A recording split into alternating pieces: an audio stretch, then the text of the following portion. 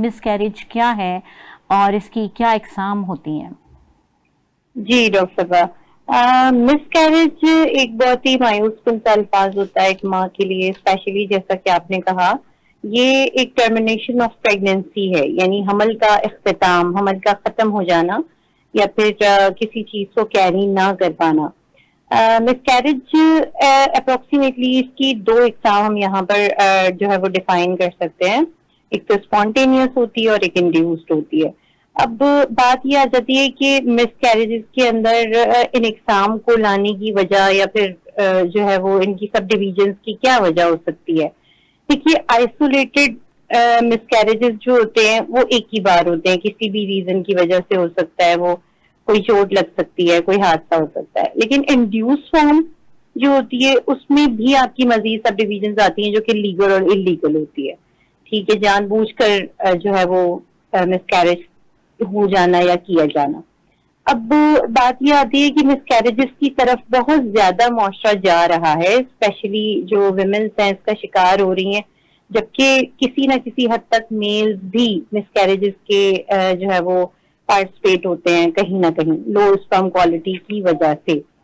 अब शरह बढ़ रही है, ऑब्वियसली यहाँ पर हमारी जो फूड आ जाती है या फिर हमारा जो लाइफ स्टाइल है वो बहुत ज्यादा वैल्यू करता है, और इसकी वजूहात में हम जानेंगे कि किस किस्म का लाइफ स्टाइल या कौन सी वजूहात होती हैं जो जी डॉक्टर मिसकैरेजेस की सैरिश, वजह जरूर, बनती हैं। बिल्कुल हम मजीद इसके ऊपर बात करेंगे और डिटेल में ये तमाम पॉइंट्स हम नाजरीन देखेंगे कि क्या वजूहात होती हैं और किस तरह बचाव किया जा सकता है, कौन कौन सी, क्या हमारा तर्ज जिंदगी भी इस पे जो है अमल इसका कोई असर अंदाज करता है। इससे पहले आपको ये बताती चलूं कि जैसा कि डॉक्टर सैरिश ने बताया कि ये एक तकलीफ दे अमल होता है और इसकी टेंडेंसी भी बढ़ती जा रही है, इसकी शरह जो है वो हमारे दौर में ज़्यादा हो रही है। इसमें ऐसा है कि 20 हफ्तों से पहले अगर हमल ज़ाया हो जाता है तो इसे पर्टिकुलरली मिसकैरेज कहा जाता है। और मिसकैरेज की, जैसा कि आपने दो इकसाम की, तो डॉक्टर साहब हम सुनते हैं थ्रेटेंड मिसकैरेज भी होता है, इसी तरह कंप्लीट मिसकैरेज, इनएविटेबल होता है, इस तरह की काफ़ी जो है ना टर्मिनोलॉजीज हम सुनते हैं। मिस्ड मिसकैरेज है, रिकरेंट है, तो ये रिकरेंट है, सेप्टिक है, ये कुछ इसके ऊपर ना थोड़ा थोड़ा सा रोशनी डालिए। जी डॉक्टर साहब, देखिए, अकॉर्डिंग टू WHO, जैसा कि आपने भी कहा, अकॉर्डिंग टू WHO यानी कि वर्ल्ड हेल्थ ऑर्गेनाइजेशन के मुताबिक वजन अगर फीटस का 500 से कम होता है, 500 ग्राम से कम, और जैसा कि आपने बताया कि फर्स्ट ट्राइमेस्टर में जो है वो 20 वीक से कम अगर हो जाता है ये टाइम ड्यूरेशन, तो ये एक मिसकैरेज कहलाता है, फर्स्ट ट्राइमेस्टर या फिर अर्ली प्रेगनेंसी मिसकैरेज। इस वक्त जो होता है फीटस वो इस काबिल नहीं होता कि वो बाहर आने के बाद खुद को जो है वो रिहेबिलिटेट कर सके या फिर सिक्योर कर सके। जहां तक आप एग्जाम की बात करती हैं, तो यहाँ पर एग्जाम में मैंने आपको जैसा कि बताया कि सेप्टिक, आपने कहा कि सेप्टिक मिसकैरेज होता है, या फिर जो दूसरी आपने एग्जाम यहाँ पर मेंशन की वो कंडीशनल होती हैं कि कौन सी कंडीशन में जो है वो फीमेल सर्वाइव कर रही है, उसके मुताबिक ही आप डिसाइड कर सकते हैं कि मिसकैरेज की कौन सी किस्म जो है वो डायग्नोज हुई है। ठीक हो गया। जैसा कि हम बहुत ज़्यादा एक स्पेशली सुनते हैं ना कि थ्रेटेंड अबॉर्शन और या थ्रेटेंड मिसकैरेज, इसके हवाले से हमारी होम्योपैथी की बहुत सारी पर्टिकुलर मेडिसिन भी मौजूद हैं। और यानी कि ये आपने अभी बात की जैसा फर्स्ट ट्राइमेस्टर में, तो हमारे कॉमन पर्सनस के लिए, हमारे नाज़रीन के लिए बताइए कि ये फर्स्ट ट्राइमेस्टर क्या होता है, ताकि पता चले कि इस दौरान में ज़्यादा खतरा होता है तो किस तरह से बचाव हो सकता है। हम ये भी जानेंगे कि मिसकैरेज होता क्यों है।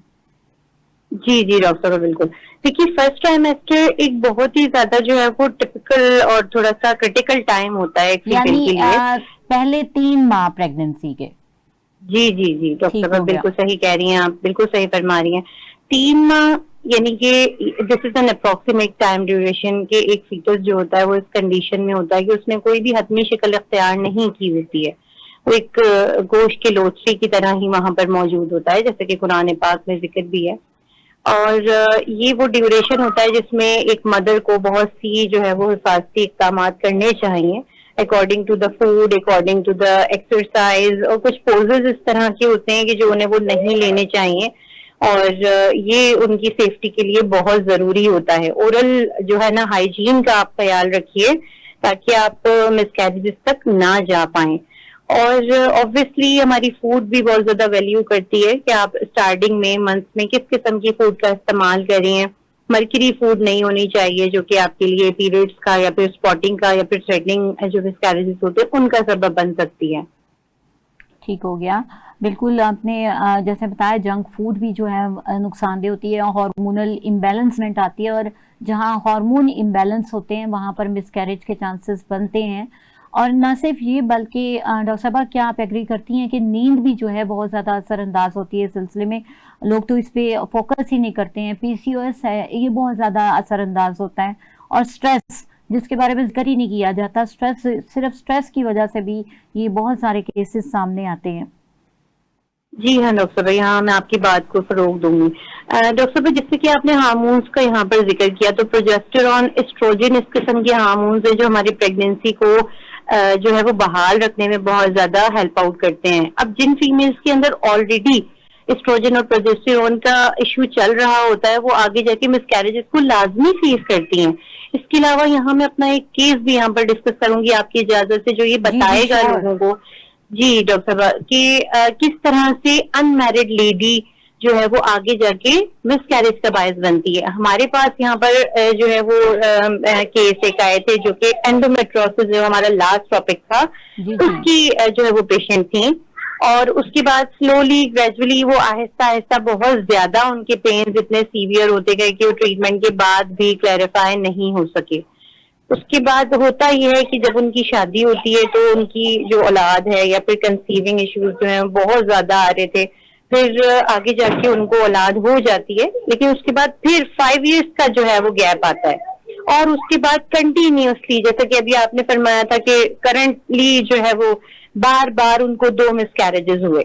अब यहाँ पर हमने उनका ट्रीटमेंट स्टार्ट किया और now she is conceiving and continuing with 9 months very nice, बहुत ही खूबसूरत।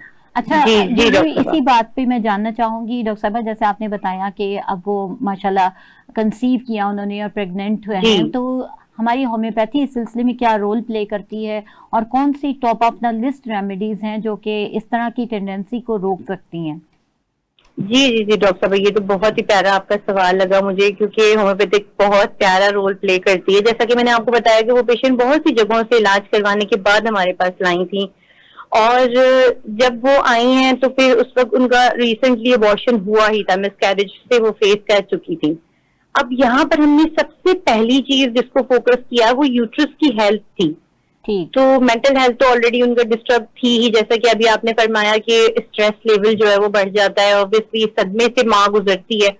तो यहाँ हमने अशोका क्यू का इस्तेमाल किया, जो कि एक बहुत ही नामवर मेडिसिन है इंडिया में, जो है वो इस चीज का बहुत ज्यादा इस्तेमाल किया जाता है। It's an Indian herb Ashoka, और क्यू पोटेंसी में हमने उसको यूज किया मदर टिंचर में, जिसने यूट्रस को ऐसी हेल्थ दी कि वो दोबारा कंसीव करने के काबिल हुई। इसके अलावा हमने जो है वो फ्रेक्सिनेक्स अमेरिकाना की मदद ली, सबाइना की मदद ली, और काले कार्ब भी उनको वक्फे वक्फे से इस्तेमाल करवाई, तो आज वो हेल्दी हैं।